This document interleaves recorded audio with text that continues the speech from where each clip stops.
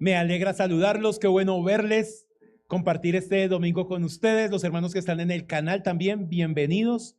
Y bueno, hoy continuamos con nuestro estudio de la primera carta del apóstol Pablo a la iglesia que está en Corinto. Y como habíamos iniciado hace 8 días, otro tema, ¿no? En el capítulo 8, él va a contestar una pregunta sobre qué, sobre la comida sacrificada a los animales. ¿Se puede comer o no se puede comer? Entonces, el capítulo 9 continúa contestando esa pregunta. Y uno diría, bueno, pero ¿cómo la continúa contestando si en lo que él está hablando en el capítulo 9 es básicamente los derechos y la libertad del apóstol? Pero es precisamente de eso que va a estar hablando. Quisiera iniciar el punto de hoy, el tema de hoy,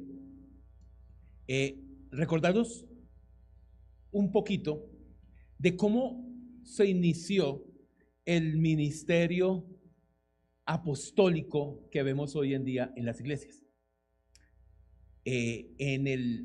A mediados del siglo pasado, 1950, unos teólogos empezaron a estudiar sobre el capítulo 4 de Efesios y el versículo 11 sobre el pentaministerio que aparece ahí. Si ustedes leen ahí Efesios capítulo 4 versículo 11, va a decir que Dios hizo a unos apóstoles, a otros profetas, a otros evangelistas, a otros pastores y a otros maestros. Entonces ellos dicen, si esos 5 ministerios están ahí, ¿por qué desapareció el ministerio del apostolado y los profetas? Hay que volverlo a retomar. Y empiezan con esas ideas en el siglo 1950, después en 1980, ya con estudios más profundos, empezaron a nombrarse por allá en el 90 los primeros apóstoles, y ya en el 2000 es que esto tomó una tremenda fuerza, y el ministerio profético apostólico, gracias al movimiento neopentecostal y carismático, fue que tomó fuerza. Pero nunca antes en la historia eso se había osado hacer. Ni los apóstoles, o sea, ni las personas que vivieron después de los apóstoles, los padres de la iglesia, ni los padres apologistas, ni los padres polemistas, ni los padres apologistas, ni los teólogos, lo que llamamos la patrística, los padres de la iglesia, jamás se llamaron apóstoles. Ni siquiera la iglesia católico romana lo hizo. Ella instauró obispos. Y el obispo principal fue el de Roma, que después llegó a ser llamado como papa. Pero nunca se nombró a nadie apóstol. Pero eso tomó una tremenda fuerza. Y hoy vemos cómo las redes sociales están inundadas e iglesias de todo este tipo de personas, apóstoles, profetas, arcángeles, incluso unos, y una serie de cosas ahí que se han ido extendiendo en la iglesia. Pero realmente eso tiene 30 años. Hasta ahora eso. ¿Qué ha promovido esto? ¿No? ¿Qué ha promovido esto? Lo primero que promueve y que ha dañado la iglesia es que lo primero que hace es que es un tremendo amor al dinero. La mayoría de estas iglesias dirigidas por apóstoles están centradas en el evangelio de la prosperidad. Y el principal punto es recaudar dinero, tomar dinero y enfocar en eso. El segundo punto que caracteriza a este ministerio apostólico profético es la popularidad y el poder personal. Estos hombres apóstoles son totalmente autoritativos, todos se tienen que someter a ellos, lo que digan ellos es casi palabra de Dios, se toman un atributo casi que peor que el del Papa en cada una de esas iglesias. Pero lo más grave de todos, y este es el tercer punto que tienen en común, es la distorsión de la palabra de Dios. La doctrina bíblica la han dejado casi que a un lado. Solo Ellos quieren dar un mensaje y ese mensaje lo apoyan en algunos textos bíblicos, pero no exponen la palabra de Dios. Exponen lo que ellos quieren exponer, solamente que toman algo de la Biblia para reforzar, apoyar lo que ellos quieren decir. Eso es lo que nos hemos encontrado con el ministerio apostólico. Estos hombres buscan la gloria propia, no la gloria de Dios. Y su teología de la prosperidad, de la confesión positiva, de decretar, de declarar, de las sanaciones y de todo esto, ese espectáculo ha tomado el centro y ha desplazado de ahí la palabra de Dios y la verdad del evangelio.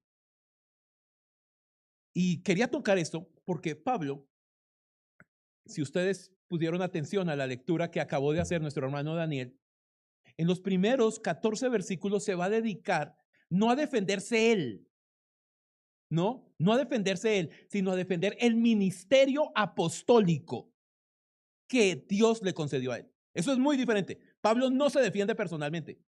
Pablo defiende el ministerio que Dios le dio. Eso es diferente. ¿Y por qué?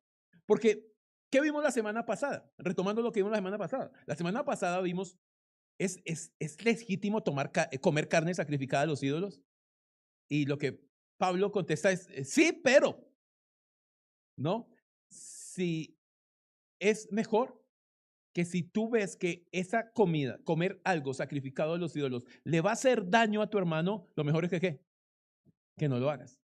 O sea, que uses tu libertad, pero por encima de la libertad está el amor a los hermanos. Mira cómo lo dice el capítulo 8, versículo 9. Dice así. Leo en la nueva traducción viviente, versículo 9. Pero ustedes deben tener cuidado de que su libertad no haga tropezar a los que tienen una conciencia más débil. ¿No? El punto es que nosotros somos libres de comer lo que quiera. Claro, todos, absolutamente todos. Pablo describe a los colosenses que nadie os juzgue en comida y bebida. Ustedes pueden comer todo lo que quieran. No somos islámicos que tienen una dieta especial, ni somos hinduistas que tienen dietas especiales, ni somos sectas protestantes como los adventistas que también tienen dietas especiales. No, Dios permitió comer absolutamente todo. Nosotros somos totalmente libres. Entonces, lo que él le está diciendo en la iglesia a Pablo es, Pablo, listo, entonces nos abstenemos de comer. Tú dices que no pasemos la libertad cristiana. Tú dices que en eso, bueno, pero es que a ti te queda muy fácil allá desde lejos. O sea, nos estás poniendo a nosotros a que nos abstengamos de cosas, nos estás poniendo a nosotros a que limitemos nuestra libertad. ¿Y tú qué estás haciendo? Y entonces Pablo va a decir, ¿ustedes creen que yo no he limitado mi libertad? Y empieza a hacer una exposición de esa libertad. Ahora, cuando ustedes leen la primera frase que aparece, capítulo 9, versículo 1, ustedes van a ver que hay 4 preguntas, ¿no? Las preguntas que aparecen es, no soy apóstol, no soy libre, no he visto a Jesús, el Señor nuestro, no sois vosotros mi obra en el Señor. Hay 4 preguntas, pero si ustedes tienen una versión diferente a la Reina Valera, cualquier otra, en la Reina Valera siempre aparece la primera palabra, no soy apóstol. Pero en la primera palabra que aparece en cualquier otra versión es no soy libre. ¿Por qué? Porque él está tomando otra vez lo que está pasando en el capítulo 8 para ahora mostrarlo de manera personal de cómo él sí está siendo libre, limitando esa libertad por amor a quiénes? A los hermanos.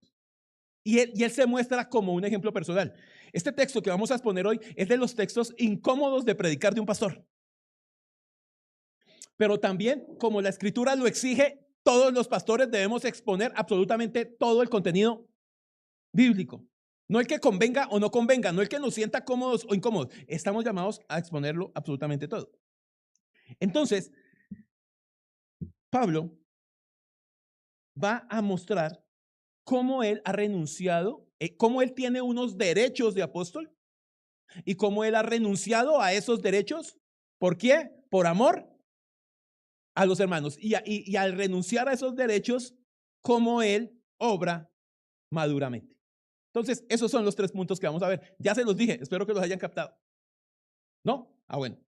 Primer punto, los derechos del apóstol. El primer punto es los derechos que tiene el apóstol. Segundo punto, la negación del apóstol de usar esos derechos. Y tercer punto, la actitud madura con que Pablo ejerce su apostolado. Entonces vamos a ver esos 3 puntos y terminar con algunas conclusiones. Hermano, esto es un texto muy interesante, muy importante, fundamental para la iglesia de hoy. Y por eso pidámosle al Señor que nos dirija y Él nos hable y nos muestre qué es lo que nos quiere enseñar el día de hoy y que todos estemos dispuestos a escuchar su voz. Padre bueno, te damos muchas gracias por esta mañana. Gracias, Dios, por el privilegio de ser tus hijos, por habernos traído a tu lugar, Señor. Y hoy queremos escuchar tu voz, Señor. Que seas tú hablándonos, Señor. Que el Espíritu Santo esté disponiendo a cada uno de nosotros a escucharte, Señor. Que nos ilumine para escuchar tu voz y para que todos juntos crezcamos y entendamos y aprendamos lo que tú nos quieres enseñar el día de hoy. Te damos muchas gracias, Dios, en el nombre de Jesús. Amén. Bueno, vamos con el primer punto, los derechos del apóstol, ¿no? Eso básicamente, como eso son 27 versículos, pues los textos van a ser bastante largos, vamos a ver los primeros 14 versículos de este punto, los derechos del apóstol. Ahora, Pablo, como les decía, empieza con 4 preguntas. Pablo está siendo juzgado, mire, está siendo juzgado por una cosa increíble. Y la cosa increíble es que todos ustedes saben, todos sabemos que Pablo se dedicaba a trabajar. Pablo no solamente predicaba el evangelio, sino que Pablo construía carpas y con eso se ganaba la vida. Y cuando va a donde los corintios, él está año y medio enseñándoles el evangelio, pero Pablo no les pide ni un peso. Y él se va de allí y nunca les pide que lo mantengan. Entonces, ellos dicen, Pablo, tú no eres un verdadero apóstol, porque los verdaderos apóstoles piden ofrendas. Los verdaderos apóstoles viven de la iglesia y usted no pide. Y Pablo dice, ustedes dicen que yo no soy apóstol por eso. Y entonces lo primero que él va a hacer es explicar que él era un verdadero apóstol. ¿Y cómo lo dice? Primero, no soy libre. Mire, lo que dice el apóstol Pablo es, yo soy tan libre como cualquiera de ustedes. Y dijera, y de pronto hasta más libre, pero yo soy libre. Soy libre de poder tomar mis propias decisiones y yo soy libre de decidir qué hago. Segundo, no soy apóstol. Las 4 preguntas, por si acaso, son retóricas. O sea que tienen una respuesta afirmativa.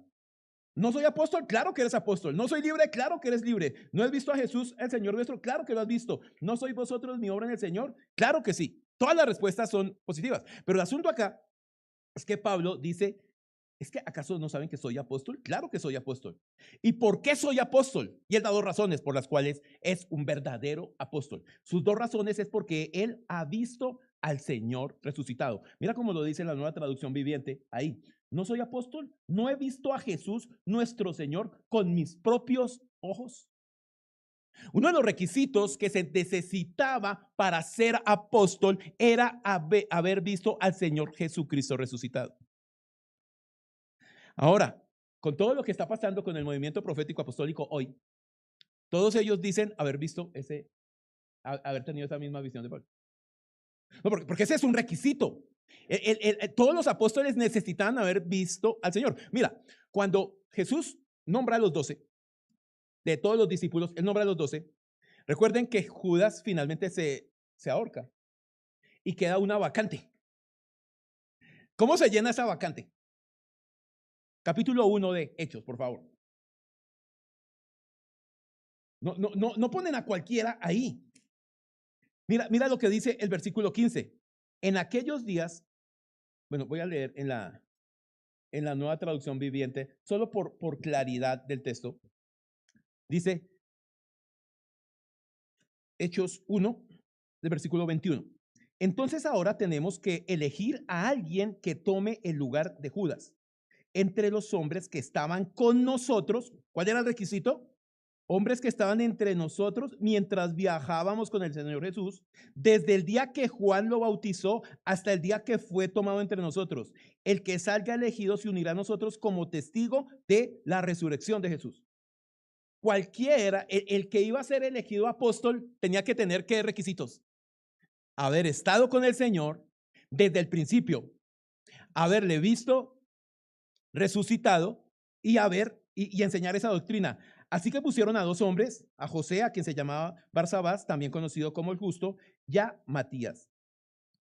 Después todos ellos en oración, bueno, decidieron que fuera Matías el siguiente. Pero ese es un requisito.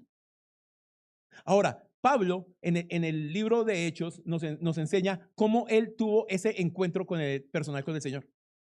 Cuando estuvo allí, iba camino a Damasco y cayó y lo vio, y no solamente le tuvo un encuentro personal con el Jesús resucitado, sino que también le dio una comisión. ¿Cuál fue la comisión? Ahora tú serás el apóstol, ¿a quiénes? A los gentiles.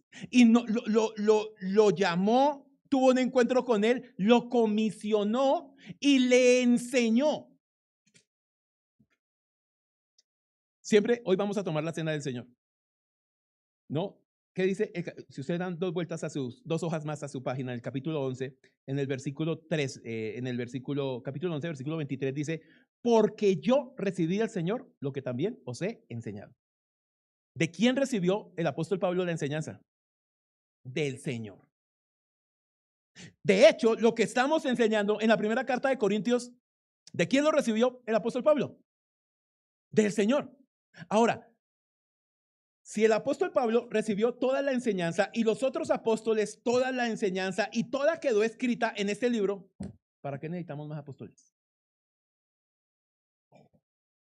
¿Hay alguna necesidad de apóstoles hoy? Ninguna, porque ya quedó todo absolutamente escrito. No, pastor, pero es que los apóstoles son los que fundan iglesias. Eso llamaban misioneros en todo el tiempo. Y Dios los mandó a que hicieran ciertas misiones, como envió a los 70, como después lo hizo la iglesia católico romana, gústenos o no, la iglesia católico romana envió misioneros por todo el mundo. Y después el protestantismo envió misioneros por todo el mundo. Y ellos fueron los que fueron fundando las iglesias. No hay ninguna necesidad de apóstoles. Ahora, me preguntan, ¿hay apóstoles hoy? Y la respuesta es sí, los que están en la Biblia. Esos son suficientes. No se necesita absolutamente nada más. Por eso la Biblia siempre debe ser cristocéntrica. Entonces, él lo primero que hace es defender su apostolado. Ahora, esa es la primera muestra de un apóstol, un encuentro personal con Jesús, una comisión de Jesús y una capacitación de Jesús. Ahora, la segunda no es tener carros último modelo, ni aviones privados, ni nada de eso. Dice, ¿no sois vosotros mi obra en el Señor? Versículo 2, si para otros no soy apóstol, para vosotras ciertamente lo soy, porque el sello de mi apostolado sois vosotros en el Señor. Pablo podía decirles a los corintios, algunos a los que yo no haya ido podrán decir, ese Pablo no es apóstol, pero ustedes, yo estuve allá con ustedes 1 año y medio, les estuve enseñando, formé esa iglesia, les enseñé todas las primeras bases. Claro que yo soy apóstol de ustedes. Claro que soy apóstol. Puede que para otros que no me conocen, yo no sea apóstol. Pero ustedes que me conocen, saben que yo soy un apóstol. Recuerde, Pablo no se está defendiendo él. ¿Qué está defendiendo? El ministerio. El ministerio. Ahora, y él ahora, después de mostrar su apostolado, él va a mostrar, ahora va a dirigirse a los derechos que tiene. Versículo 3. ¿Qué derechos tiene? Contra los que me acusan. Hermanos, mire, una de las cosas que tenemos que tener claro, ¿no? Contra los que me acusan, esta es mi defensa, dice él, ¿no? Y él habla en términos legales, en términos, ustedes saben cómo era el lenguaje de Pablo. Pablo se defendía muy bien y conocía muy bien la parte legal, y él dice, para los que me acusan. Y otra cosa que quiero que quede clara acá, todos nosotros, los que estemos sirviendo al Señor, vamos a recibir cuestionamientos de una u otra manera. Todos. Hasta el Señor Jesús fue cuestionado por sus hermanos, por los demás, Pablo fue cuestionado, los otros apóstoles fueron cuestionados, y todos los que sirvamos en cualquier ministerio vamos a recibir cuestionamientos. Por eso yo siempre les digo a los que están más cerca, les digo, no se preocupen, porque la gente le va a tirar piedras al árbol que da frutos. Al que está seco, no le importa. Es al árbol que da frutos al que le van a tirar piedras. Y eso es el asunto. Aquí lo que nos va a mostrar esto es que Pablo va a ser acusado, pero él, mire lo que muestra como defensa, y lo que demuestra como defensa son sus derechos. Porque ¿de qué lo acusan? Pablo, es que tú estás allá lejos, tú sí vives en tu libertad y no renuncias a nada, pero a nosotros sí nos pones a renunciar a nuestra libertad. Y Pablo dice lo siguiente: ¿acaso no tenemos derecho a comer y beber? Pablo está diciendo, ¿acaso yo como apóstol no tengo derecho a que ustedes me mantengan? Yo tengo derecho a que ustedes me den de comer y beber. Yo tengo derecho a que ustedes me mantengan. Primer derecho. Segundo, no tenemos derecho a traer, no tenemos derecho de traer con nosotros una hermana como mujer, como también los otros apóstoles y los hermanos del Señor y Cefas. Dice, mire, es más, yo también tengo otro derecho. Si yo me casara y tuviera hijos, ustedes me tendrían que mantener. Ese es mi derecho como apóstol, porque a eso me dedico yo, a enseñar, y ustedes deben hacer eso. No lo estoy diciendo porque tengo esposa e hijos. Sí, lo incómodo que es enseñar eso. Pero el asunto es que eso es lo que dice Pablo. Ese es mi derecho, dice él. No tenemos derecho, y dice como Pedro. Además, los historiadores más antiguos dicen que Pedro no salió a ninguna de sus misiones, el apóstol Pedro, sin su esposa. Donde él iba con toda su familia. Y ellos, donde él iba, allí era recibido y era sustentado por la iglesia que él era visitado. Y dice, así lo hicieron ellos, así lo hicieron los otros apóstoles, así lo hicieron los hermanos del Señor. Por si acaso, los que siguen teniendo dudas que si el Señor tenía hermanos, claro, Santiago y Judas, que escribieron cartas, seguramente sirvieron en el ministerio, ellos también se casaron y también eran atendidos. Él continúa diciendo, versículo 6, o solo yo y Bernabé no tenemos derecho de no trabajar. Dice, yo debería no trabajar. Yo tendría derecho a no trabajar, sino que ustedes me mantuvieran. Pero yo he decidido ¿qué? Trabajar. Dice el versículo 6, o solo yo y Bernabé no tenemos derecho a no trabajar. ¿Quién fue jamás soldado de sus propias expensas? ¿Quién planta una viña y no come de su fruto? ¿O quién apacienta el rebaño y no toma de la leche del rebaño?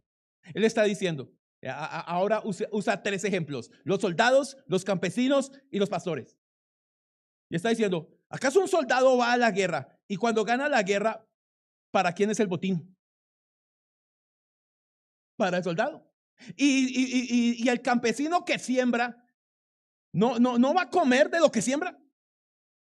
Y el pastor que tiene ovejas, mira lo que dice, no, bueno, ahí no lo dice tan específico, pero dice así, el rebaño no toma de la leche de su rebaño.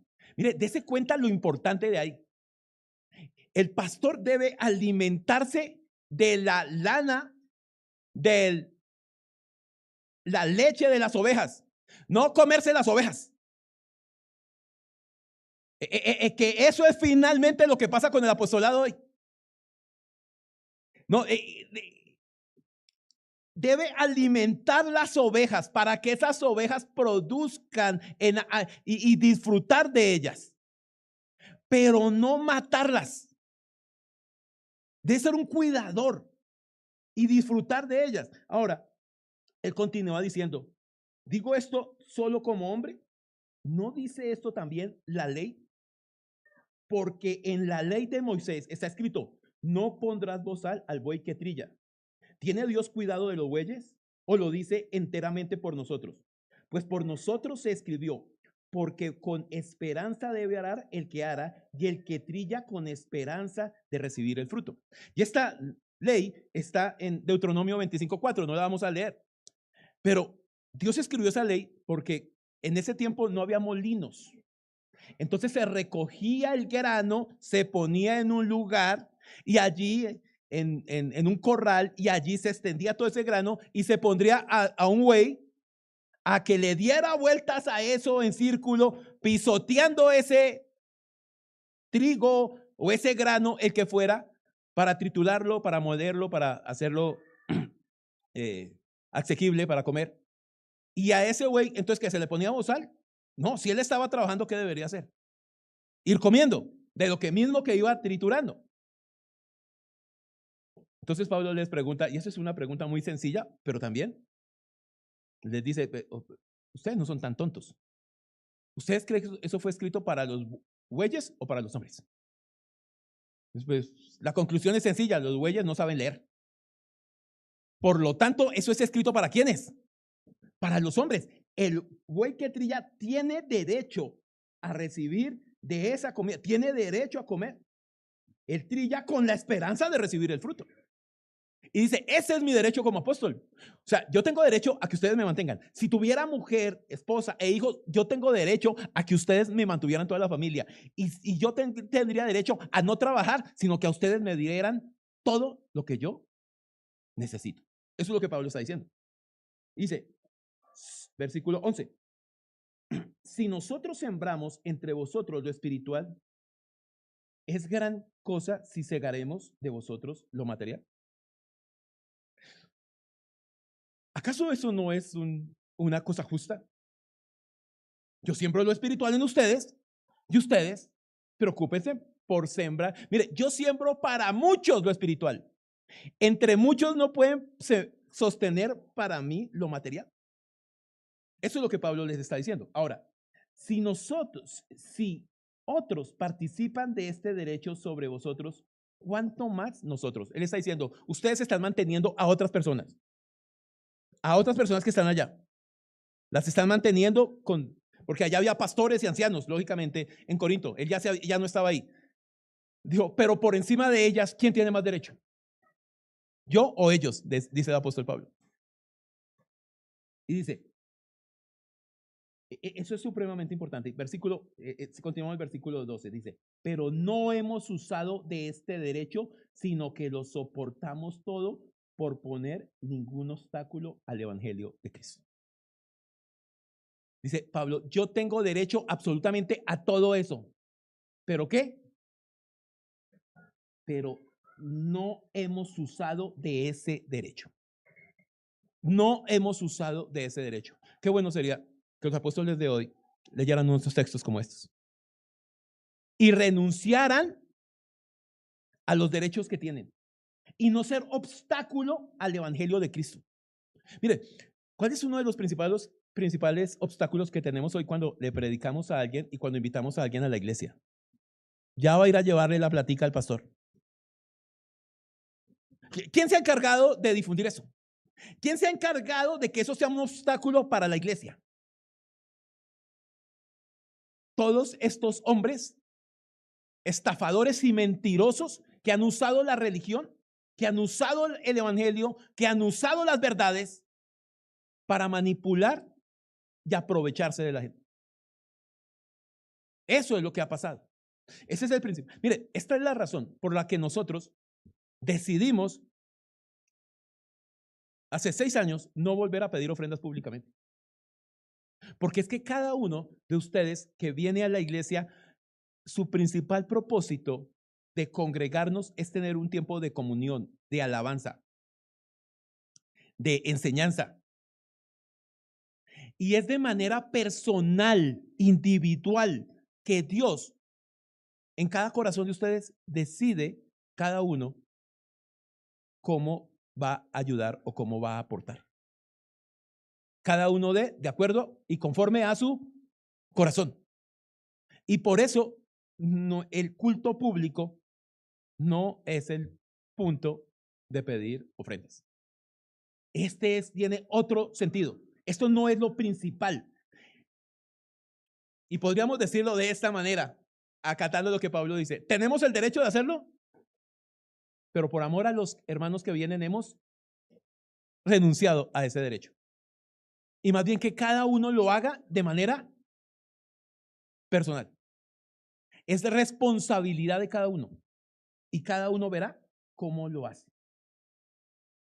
Versículo, lo importante, no como dice el versículo 12, es no ser obstáculos para el evangelio. Versículo 13, ¿no sabéis que los que trabajan en las cosas sagradas comen del templo y los que sirven en el altar, del altar participan? Le está diciendo, ¿cómo era? ¿Cómo funcionaba el Antiguo Testamento? La tribu de Leví, ¿de qué vivía? De las ofrendas y de los diezmos, ¿no? Que eran legales en el Antiguo Testamento, legales. De las otras 11 tribus que diezmaban, no dinero, sino diezmaban de lo que tenían, o sea, de sus cosechas, de sus ganados, todo eso iba para los levitas y de eso ellos vivían.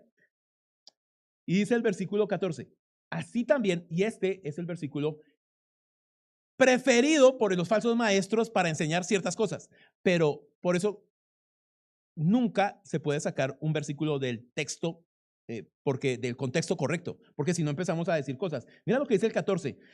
Imagínense este versículo 14 desconectado de todo lo que hemos hablado. Versículo 14. Así también ordenó el Señor. ¿Sí se dan cuenta de la palabra? Ordenó. Esto no es una sugerencia. A los que anuncian el evangelio, que vivan del evangelio. Ahora, si a ti te predican solo ese versículo sin el contexto, ¿qué te están diciendo? Que la orden de Dios para todos ustedes es que ¿qué? Que traigan la plática. Por eso, hermanos, nunca un versículo fuera del contexto correcto. Aquí Pablo está llevándonos a eso para decir, eso es legal. ¿Lo ordenó el Señor? Sí, lo ordenó el Señor. Claro, lo ordenó. Pero miremos cómo lo ordenó. Les invito a que me acompañen a Lucas capítulo 10.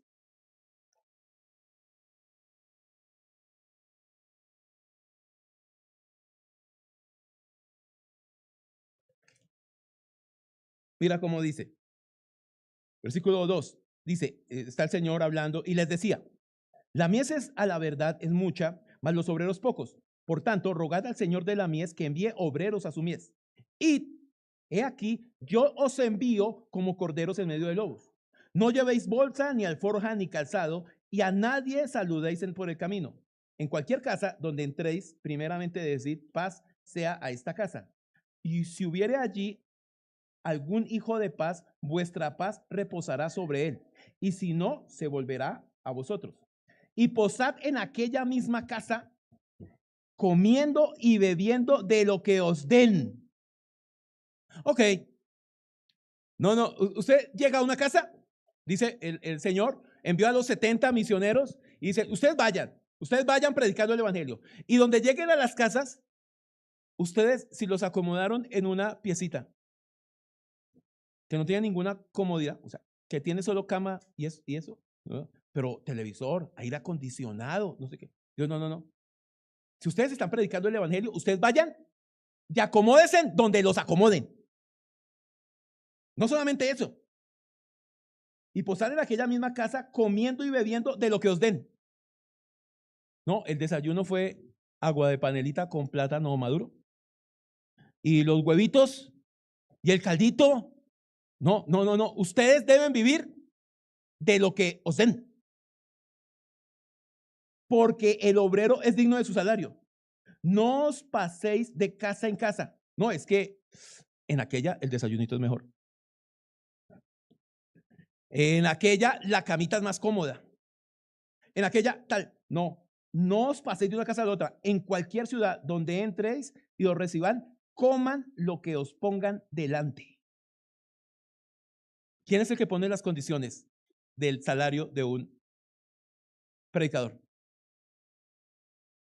¿El predicador? ¿El Señor? ¿O las personas que le reciban? Y hermanos, el predicador no tiene derecho a exigir absolutamente nada. Absolutamente nada es nada. Y yo quiero aclarar algo acá. Yo estoy muy contento de estar acá. Feliz de eso. Y yo aquí trabajo bajo un salario. Bueno, aquí está el contador, no tengo problema. Bajo el salario mínimo. Pero nunca creen que ustedes están pagando un salario para que yo venga y predique. Porque si ustedes están pagando un salario para que el pastor predique, pues están perdiendo esa plática, porque aquí cualquier persona puede parar y predicar y ninguno va a cobrar. Porque esa no es la tarea de nosotros.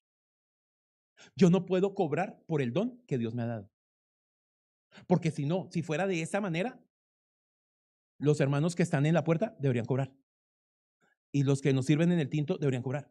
Y los maestros de escuela dominical deberían cobrar. Y los que están en el sonido y los de la alabanza. No, no, no, no. Esos son dones que Dios ha dado para que nosotros los pongamos al servicio de la iglesia. Ahora, legalmente yo recibo el sueldo porque soy un representante legal de una iglesia. Y sirvo como representante legal, administrador, mensajero, consejero, ayudante, amigo, y bueno, en fin. Pero el asunto nunca es por predicar la palabra. Jamás es eso. Por eso es totalmente antibíblico cuando viene un tipo y empiezan a cobrar boletas para ir a verlo.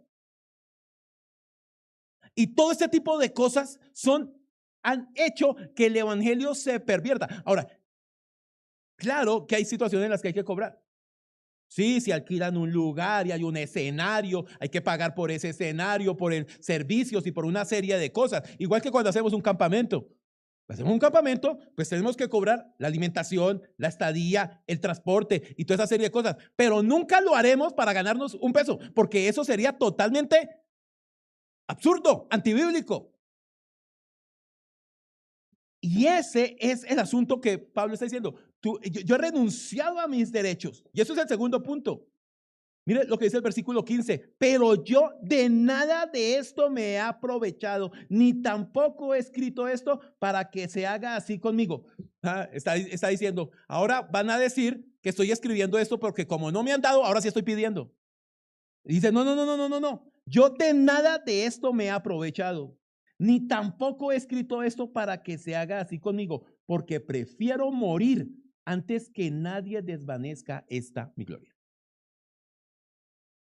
Hermanos, ese es el verdadero corazón de un apóstol. El apóstol está llamado a llevar la palabra, a llevar el mensaje, a extender el evangelio, a preocuparse por el evangelio. Nunca a los beneficios y a la gloria propia como vemos a los apóstoles de hoy en día. Pablo no está defendiendo su nombre. Pablo está defendiendo su obra, la obra que el Señor está haciendo a través de él. Ese ministerio especial. Él no está preocupado por las riquezas. No estaba preocupado por el carro último modelo, ni por cuántos seguidores tenía, ni absolutamente nada de eso. Escribe 4 cartas desde una prisión, solitario, sin amigos, sin ningún tipo de pretensión. Filipenses desde la cárcel y le escribe, gozaos, nuevamente os digo gozaos, regocijaos en el Señor. ¿Qué diferencia a los apóstoles de hoy en día? ¿Qué diferencia a la mentira que se enseña hoy desde los púlpitos? La humildad de Pablo está en que él es capaz de renunciar a absolutamente todo por amor al evangelio, por amor a la obra del Señor. La pregunta para ti es, ¿tú a qué has renunciado? Por amor al hermano, por amor al evangelio. ¿A qué estás dispuesto a renunciar? ¿O sigues viniendo a la iglesia para tomarlo de chévere? Esto es un llamado especial. No me aprovecho de nada porque prefiero morir antes que nadie desvanezca mi gloria. Versículo 16. Pues si anuncio el evangelio, no tengo por qué gloriarme. ¿Sí se dan cuenta el texto? No tengo de qué gloriarme. ¿Por qué? Porque es don de quién? De Dios. Porque me es impuesta esa necesidad. Y hay de mí si no anunciara el evangelio. Ese es el punto. Porque lo cual, si lo hago de buena voluntad, recompensa tendré. Pero si de mala voluntad, la comisión me ha sido encomendada. ¿Cuál pues es mi galardón? Y esa es la pregunta, ¿cuál pues es mi galardón? Que predicando el evangelio presente gratuitamente el evangelio de Cristo. Uy, qué bonito eso, ¿no? La predicación de Pablo no estaba tan tras de ninguna riqueza, tras de ningunas ofrendas, tras de ningunos diezmos. La predicación de Pablo y en lo que él se gloriaba y en lo que decía, esto es un galardón, es que era totalmente gratuita, gratis. Nunca se jactó de un peso que le hayan dado a alguna iglesia, aunque lo recibió en algunos casos, pero apenas lo que él necesitaba.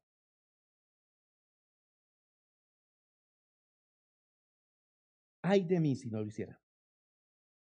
Me ha sido encomendada esta comisión, pero esta es comisión. Versículo 18, ¿cuál es mi galardón? Que predicando el evangelio, presente gratuitamente el evangelio de Cristo, para no abusar de mi derecho en el evangelio. Y ese es el otro asunto. Él renuncia a todos sus derechos. Los apóstoles falsos abusan de sus derechos. Hermanos, eso es algo que a todos nosotros nos incumbe. A todos nosotros nos importa. Porque seguimos predicando y seguimos fomentando. Y nosotros como Confraternidad 20 de Julio seguimos enfatizando en que las escrituras son la verdad y en que esta es la verdad. Pero lo cierto es que todos tenemos responsabilidades. No de sostener al pastor, no de obligarse a dar para mantener al pastor. No, esa no es la obligación. Tenemos una cosa en que es la gloria del Señor y es que debemos llevar ese evangelio a todos los que podamos. Esa sí es una comisión. Y debemos asumir esas responsabilidades. Y la iglesia debe seguir creciendo, pero debe seguir creciendo en manos de ¿quiénes? De todos nosotros. De todos nosotros. Seguir llevando esas verdades. Ahora, de aquí el versículo 19, el título de mi enseñanza el día de hoy. Por lo cual, siendo libre de todos, me he hecho ¿qué? Siervo de todos, para ganar a mayor número. Y ahora Pablo va a decir en los siguientes versículos por qué se ha hecho libre y siervo de todos.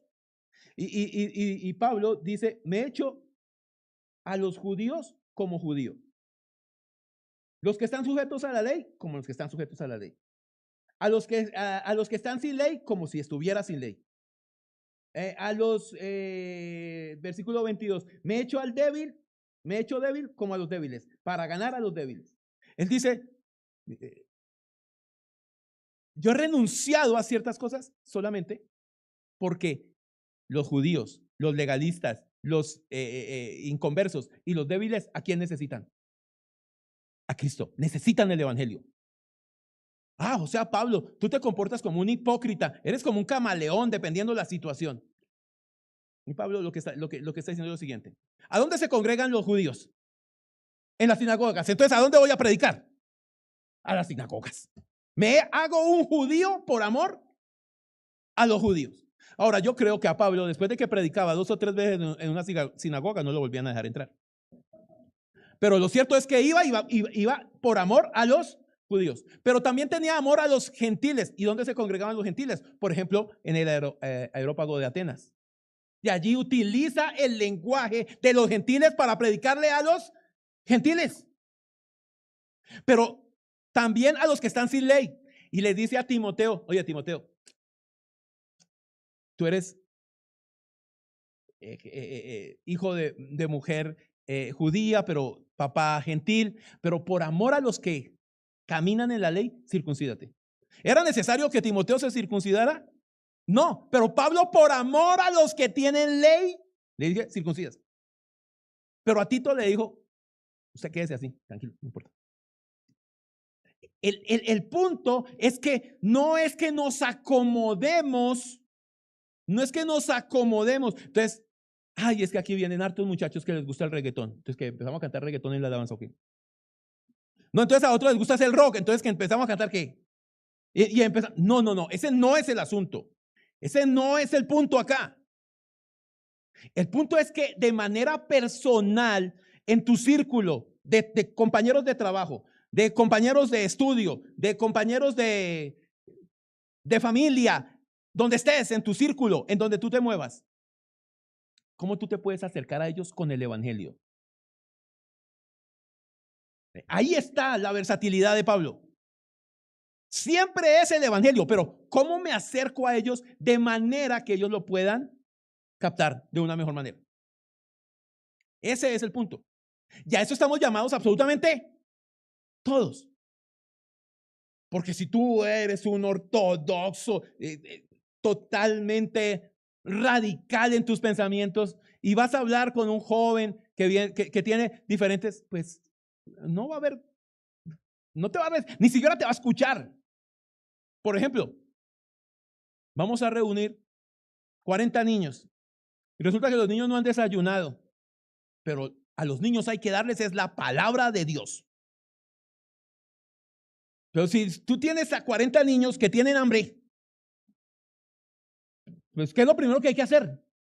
Darles comida, darles un dulce, o sea, algo, o sea, ¿cómo haces tú para ingresar dependiendo del círculo? Y eso era lo que Pablo sabía. Él renunciaba incluso muchas veces, ¿no?, a lo que era. ¿No? ¿Cómo haces con cada persona? Y eso es el reto que todos tenemos. Y Pablo lo sabía hacer muy bien, ¿no? Con los gentiles, con los judíos, con la ley, con cada uno de ellos, ¿no? ¿Con qué propósito? Versículo 23. Y esto hago por causa del evangelio para hacerme compartícipe de él. ¿Esto hago por qué causa? El evangelio. Ese es el punto. Ese es el punto. Eso lo hago. No es que aquel tal cosa. No, siempre hay una forma con la que tú puedes entrar. Ahora, si se cierra, listo, lo intentaste, punto. Pero que no sea, que no nunca lo intentemos. O que ya estemos cerrados. Es que ese no quiere escuchar. No. Y Pablo termina haciendo un ejemplo, y el último punto, con una actitud muy madura. Una actitud realmente de un hombre creyente maduro. Dice el versículo 24. ¿No sabéis que los que corren en el estadio, todos a la verdad corren, pero uno solo se lleva el premio? Corred de tal manera que lo obtengáis. Todo aquel que lucha de todo se abstiene. Ellos a la verdad para recibir una corona corruptible, pero nosotros una incorruptible. Así que yo de esta manera corro, no como a la aventura. De esta manera peleo, no como quien golpea el aire. Y Pablo dice, mire, la vida cristiana no es para que se la tomen de chévere. No, la vida cristiana no es para que se la tomen de relax. La vida cristiana no es para que ustedes digan, qué bonito ir a la iglesia cada 8 días.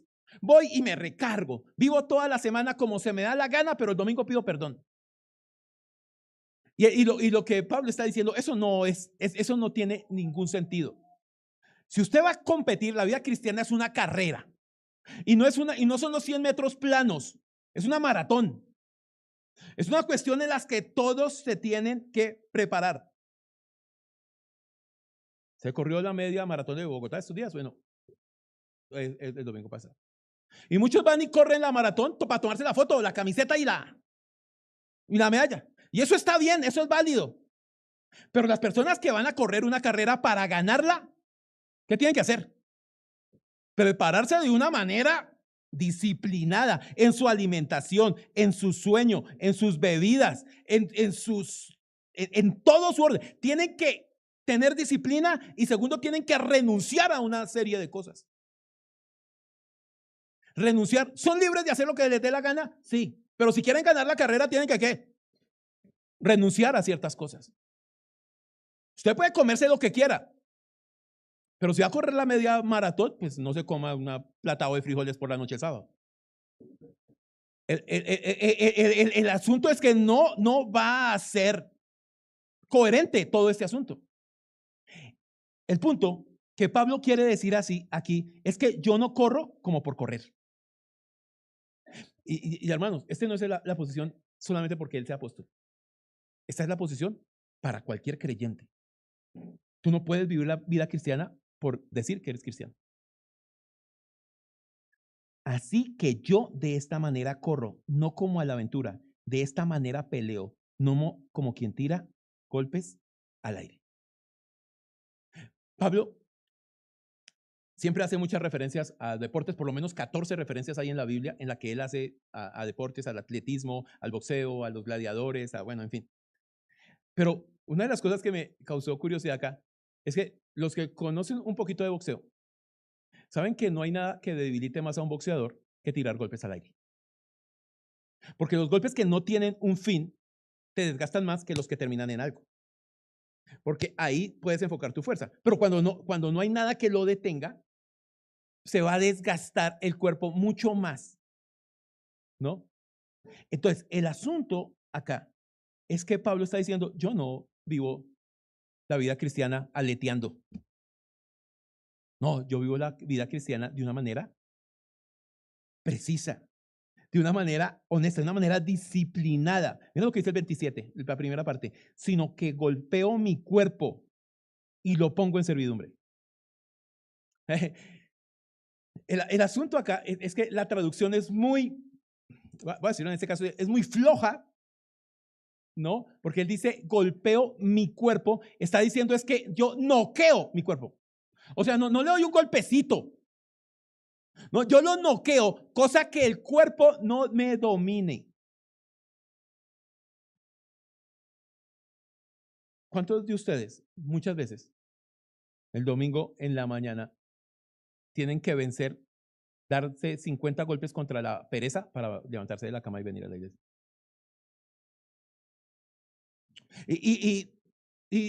Y cuando viene uno a la iglesia, pues finalmente dice, bueno, puede venir, gracias a Dios que me levanté de esa cama. Pero un golpe cada 8 días es muy poco para la vida cristiana. El asunto que Pablo está diciendo acá es que un corredor para ganar una maratón se tiene que preparar cada 8 días. Sale cada 8 días a ciclovía a entrenarse para ganar la media maratón de Bogotá. Eso no tendría sentido. De ninguna manera. Para competir a ese nivel tiene que prepararse ¿cómo? Todos los días, a diario. A diario. Debe haber un compromiso diario con eso. Golpeo mi cuerpo ¿cuándo? A diario. Noqueo mi cuerpo a diario. Porque mi cuerpo, ¿qué es lo que no quiere? Nada de eso. No quiere hacer el devocional. Mi cuerpo no quiere leer la Biblia. Mi cuerpo no quiere orar. Yo no lo quiero hacer. Ahí es donde Pablo dice, yo lo golpeo. Para yo no ponerme al servicio de mi cuerpo, sino que mi cuerpo se ponga a mi servicio. Hermanos, esta es una lección dura. Y esto no es lo que es renunciar a las libertades para realmente crecer en Cristo. ¿No? Y algunos creyentes todavía dicen, no, es que yo no tengo por qué cambiar por amor a quién. Yo soy como soy, de mal hacia el otro. No, tú te puedes quedar pensando así y ahí te vas a quedar. No vas a crecer absolutamente nada. Ahí te vas a quedar. Toda la vida te vas a quedar ahí. Cuando te des cuenta vas a desperdiciar gran parte de tu vida cristiana por orgullo, por terquedad, por necedad. Claro que tú tienes que renunciar a todo aquello que impida que el evangelio crezca en otro. Mira lo que dice, termina diciendo, no sea que habiendo sido heraldo para otros, yo mismo venga a ser eliminado. Ahora, la palabra heraldo era el que anunciaba. Entonces, cuando había una competencia, ¿no? Cuando hay una competencia, una carrera, hay alguien que anuncia, ¿no? Y alguien que da las normas y las reglas. No, si es una carrera, bueno, al pistoletazo, el que salga antes del pistoletazo, ¿cómo quedará? Descalificado, las normas son estas y estas, en tal lugar va a pasar esto. Ese heraldo se encargaba de dar toda la información. Y Pablo está diciendo, yo soy el heraldo, pero a la vez soy un competidor. Imagínense yo enseñándole todas las reglas a los competidores y voy a correr y no las cumplo. ¿Cómo voy a quedar? Descalificado. Sí, no sé, aquí no está hablando de perder la salvación, como dicen algunos. Uno no puede sacar los textos del contexto otra vez. Está diciendo es tú. Ahora pongámoslo a nivel personal. Tú, de manera personal, ¿cómo estás viviendo la vida cristiana? ¿Qué estás haciendo con tu libertad cristiana? ¿La estás llevando sujeta a Cristo? ¿Estás preocupándote por crecer cada mañana, cada día? ¿Estás preocupándote porque lo que tú hagas puede impactar a tu hermano? ¿O lo que no hagas puede molestar a otro?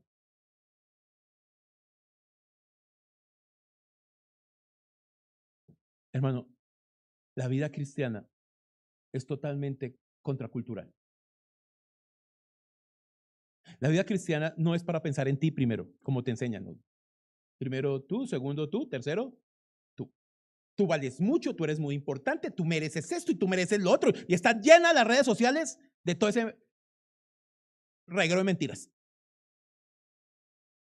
La vida cristiana es pensar, y mi hermano, oye, imagínate que Jesús no hubiera pensado en nosotros, sino en Él solamente. Hubiera ido a la cruz. Pero nosotros sí no. No voy a renunciar a lo que soy. No voy a renunciar a mis libertades por amor a otro. De malas. Pablo está diciendo, no, esa no es la actitud de un creyente. Hermanos, que Dios siga teniendo misericordia de nosotros. Que nosotros podamos entender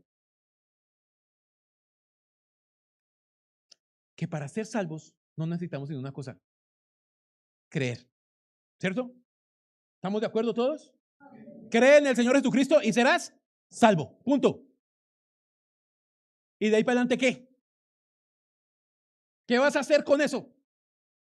¿Qué vas a hacer con lo que recibiste cuando creíste? ¿A qué se va a dedicar tu vida de ahí en adelante? Porque ya creíste, ya tienes un lugar en el cielo. Ese no lo puedes perder. Nadie te lo va a quitar. ¿Pero qué vas a hacer con esa vida? O piensa algo. Tú ya tienes la vida en el cielo. Si Dios no quisiera que tú tuvieras más, pues de una vez te llevaba con Él y punto. Pero si Dios te da la salvación y te deja acá, es porque tú tienes un propósito por el cual seguir aquí. Y eso es en lo que debemos nosotros. Perfecto. Recuerda lo que Él dice. 1:6 de Filipenses. El que comenzó en vosotros la buena obra. ¿Hasta cuándo? La pregunta ahora en ese texto, en esa cuestión es, ¿tú eres un mejor cristiano hoy que ayer? ¿Hoy que hace una semana? ¿Hoy que hace un mes? ¿Hoy que hace o a un año? Bueno, por lo menos desde que te convertiste eres mejor. ¿Has crecido? ¿Has madurado? Porque hacia esa carrera es que Pablo nos está invitando. Que sigamos creciendo, hermanos. Que Dios siga teniendo misericordia de nosotros. Pero recuerda, el primer paso para llegar a Cristo es rendirse delante de Cristo. Nadie puede decir que cree en Cristo si primero no ha venido a Él en arrepentimiento y fe. Nadie puede decir que cree en Dios si no ha venido a Él reconociendo que estaba muerto en sus delitos y pecados. Por eso, toda esta enseñanza, toda esta carrera empieza cuando tú te arrepientes de tus pecados y vienes a Él en arrepentimiento y fe. Mira, si tú no has venido a Cristo, yo te invito a que lo hagas. Ese es el mejor camino. Esa es la única opción que tendremos de vida. Nadie puede venir al Padre si no es por mí. Yo soy el camino, la verdad y la vida. Si tú estás buscando cuál es el verdadero sentido de la vida, el verdadero sentido de la vida tiene un solo nombre: el Señor Jesucristo. Y Él está, y si tú estás escuchando esto hoy, es porque tú le interesas a Dios. Y Dios no te está pidiendo que cambies nada. Lo que Dios te está pidiendo es que vengas en arrepentimiento y fe. Y Él se encargará de cambiar lo que hay que cambiar en ti. No es por tus propias fuerzas. Despójate de ti y ven a Cristo. Él es al único que realmente debemos la honra y la gloria. Hermanos y amigos, de verdad, qué privilegio ser hijos de Dios. Ahorita nos vamos a reunir nuevamente a tomar la cena como familias. Y te pregúntate algo, ¿por qué Dios te escogió a ti para esa cena y no a todos los que están allá afuera? Y hazte una segunda pregunta, ¿qué vas a hacer con ese privilegio que tienes hoy? Que el Señor nos guíe y que el Señor nos siga enseñando, alimentando y formando. Les invito a que oremos, hermanos. Padre bueno, Señor, te damos muchas gracias por este tiempo. Gracias, Señor, por el privilegio de escuchar tu voz en esta mañana. Gracias por la forma en que tú nos has hablado, por la forma en que tú nos has amado. Gracias por habernos traído a ti, Señor, por habernos salvado. Gracias por hacernos parte de tu familia cuando no teníamos ninguna relación, ni pueblo, ni nación, ni pacto, ni ley. Estábamos muertos en nuestros delitos y pecados. Pero en tu misericordia un día decidiste darnos vida juntamente con Cristo, Señor. Y gracias por eso. Señor, que podamos tener esta vida rendida a ti, disciplinada a ti, Señor, esclava de ti, Señor. Pero también, Dios, yo te clamo por si hoy hay personas que aún no te conocen, que tienen dudas, que tienen preguntas, que tienen tantos interrogantes en su vida, que buscan un propósito. Señor, que seas tú convenciéndolos de que tú eres el único que puede contestar todas esas preguntas, Señor. De que tú eres el único que puede llenar esos vacíos que todo aquel que está sin Cristo tiene, Señor. Dios, te damos muchas gracias por esta mañana y te pedimos que tú obres, que tu salvación se haga presente hoy en este lugar, Señor, y que tú convenzas a que tengas que convencer. Gracias, Dios, por este tiempo y gracias por ese privilegio de ser tus hijos. Te alabamos en el nombre de Jesús. Amén. Hermanos, les voy a invitar a que, ¿qué tal si nos ponemos en pie? Y vamos a esperar que los niños bajen para que todos juntos en familia podamos tomar la cena. Pero les invito a que nos pongamos en pie y dispongámonos a alabar a nuestro Señor.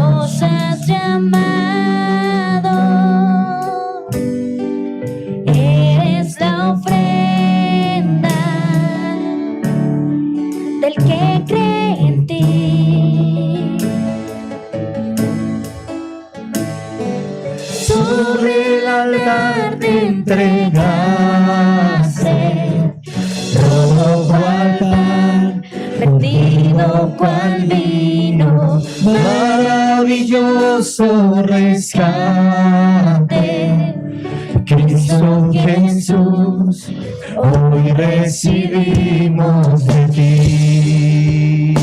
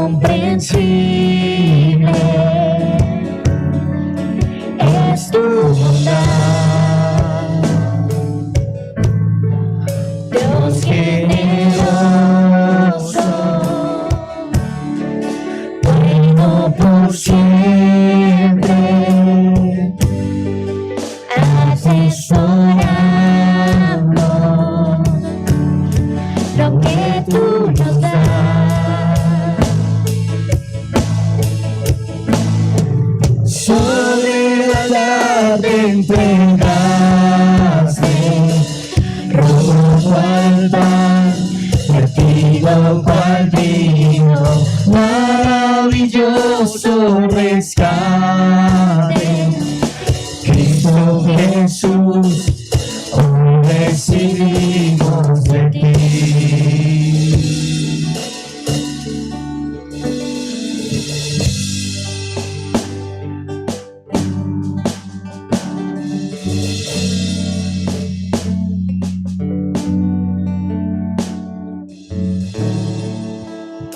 Bueno, mientras las familias se van acomodando, voy a invitar hoy a unos caballeros que nos acompañen aquí a compartir la cena del Señor. Voy a invitar al hermano Mauricio Botache, si nos acompaña, el hermano Sándor,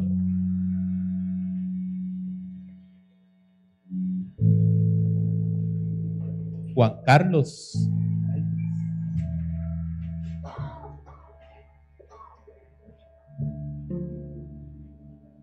hermano William,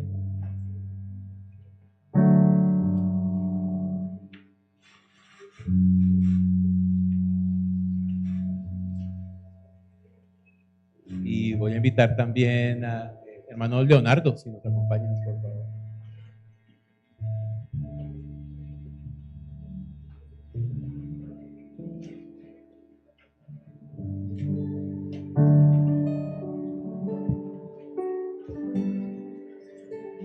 Yo espero que todos ya pudieron ingresar y faltan todavía.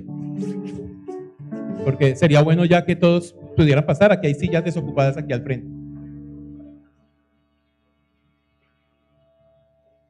Bueno. ¿Qué tal, Leonardo? Si tú das gracias por el pan. Bueno, amado Padre, en esta mañana te queremos dar gracias, Señor. Gracias por tener misericordia de nosotros, Señor. Gracias porque ese amor que tú tienes hacia nosotros, Señor, permitiste que tu Hijo Jesucristo, Señor, se diera para que fuéramos perdonados, Señor, que vertiera su sangre, Señor, y pusiera su cuerpo, Señor, para que todos nosotros fuéramos limpios del pecado, Señor. Te agradecemos, Señor, en el nombre de Jesús. Amén. Ahora les voy a invitar, si quieres, Sándor, inicia del fondo hacia acá y los otros hermanos de aquí para allá, por cada nave. Ustedes por esa nave. Cristo hermoso,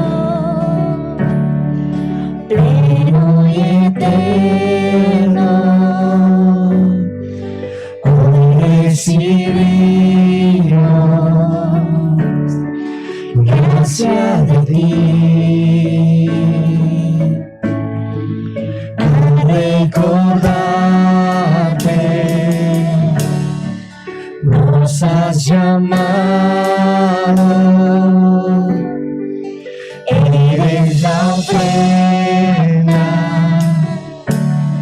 de que cree en ti. Sobre el altar te entregaste, roto cual pan, vertido cual vino, maravilloso rescate. Cristo Jesús, hoy recibimos de ti.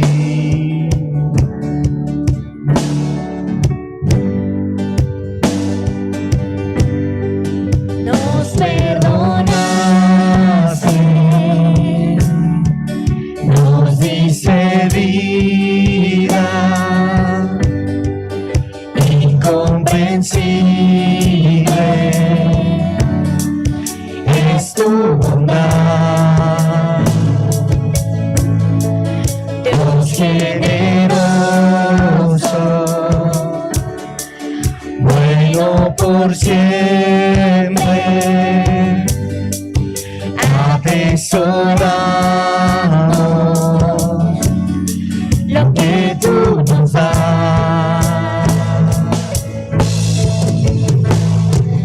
Sobre el altar te entregaste, roto cual pan, vestido cual vino, maravilloso rescate.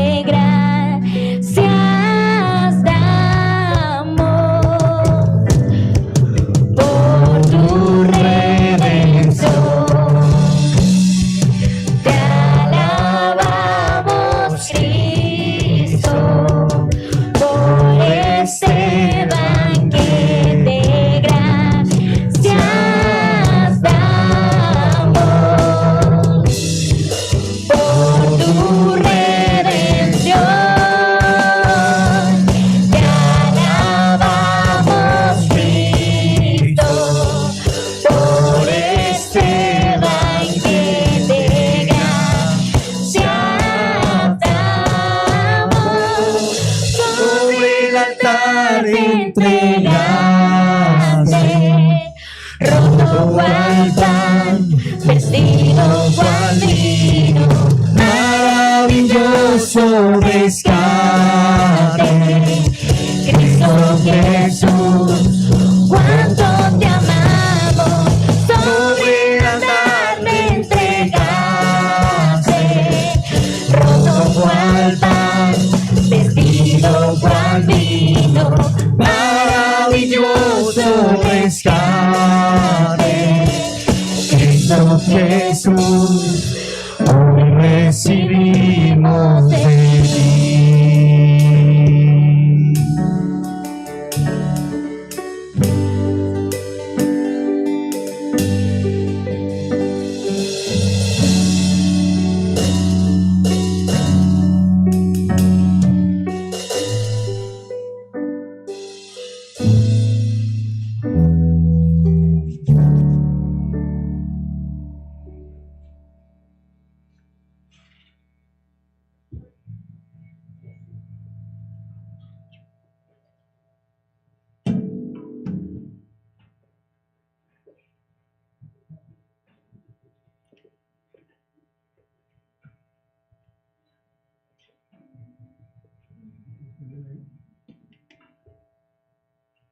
Ok, ahora sí, todos están con su cena, sus elementos.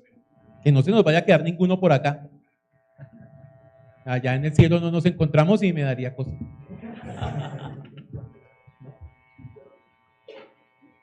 Ok, entonces, ahora sí juntos, dice el apóstol Pablo a la iglesia lo siguiente: pues yo les transmito lo que recibí del Señor mismo la noche que fue traicionado.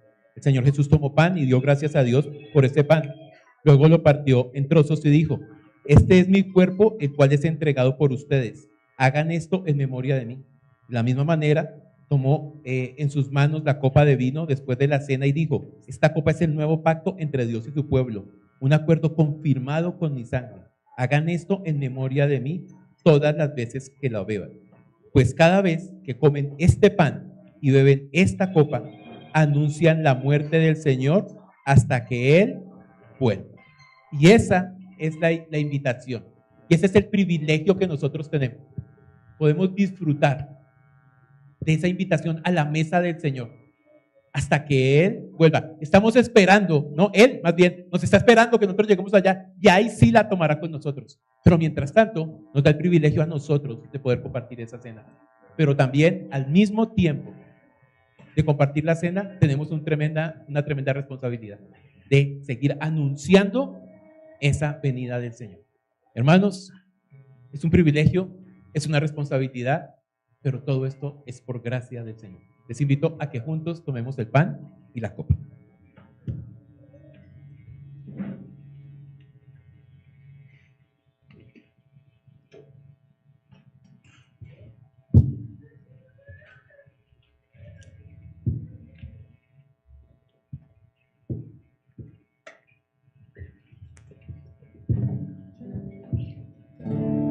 Amado Dios, Señor, damos muchas gracias por este tiempo.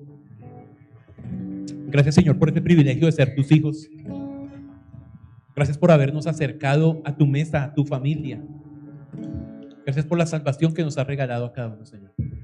Hoy como congregación, como iglesia, queremos darte muchas gracias por el amor que nos has tenido a cada uno de nosotros. Gracias por cada familia que hay aquí representada, Señor. Que cada una de ellas siga siendo luz en el lugar que está. Y que tu evangelio se siga multiplicando, Señor. Que ninguno de nosotros haya tropiezo para que otros vengan a ti, Señor. Que nos des la madurez y la paz para muchas veces renunciar a nuestros derechos para que otros lleguen a ti, Señor.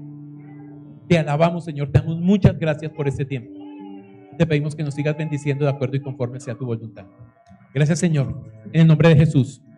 Amén.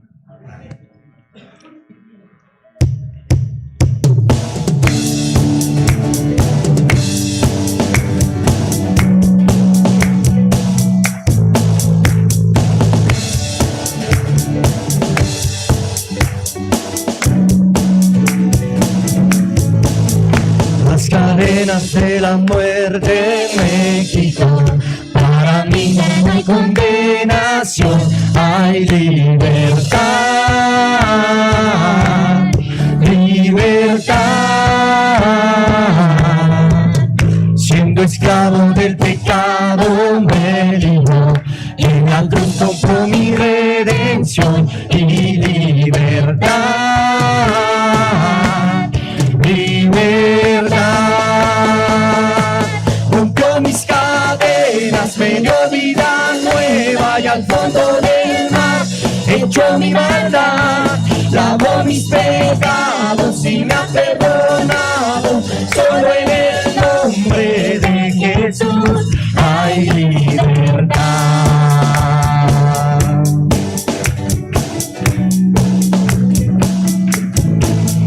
Yo proclamo que en la cruz por mí murió y cambió mi duro corazón por libertad, libertad. El poder de su evangelio me salvó y no me avergüenzo del Señor. Mi libertad, libertad. Rompió mis cadenas, me dio vida nueva, y al fondo del mar echó mi maldad, lavó mis pecados y me ha perdonado. Solo en el nombre de Jesús hay libertad. Al que el Hijo hace libre, es libre en verdad. Al que el Hijo hace libre, es libre en verdad. Al que el Hijo hace libre, es libre en verdad. Al que el Hijo hace libre, es libre en verdad.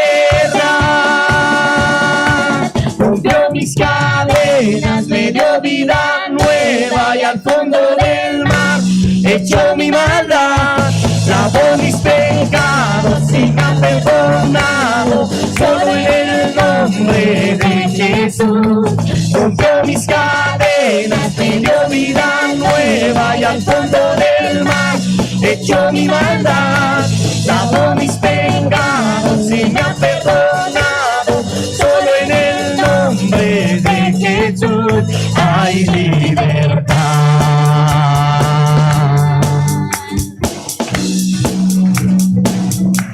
Hay libertad.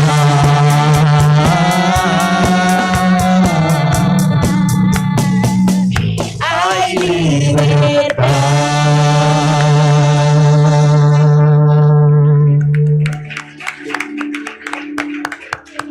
Hermanos, entonces, con esa libertad que gozamos en el Señor, que Dios los bendiga, y recuerden, los esperamos el miércoles en nuestro servicio de oración. Que tengan buena tarde.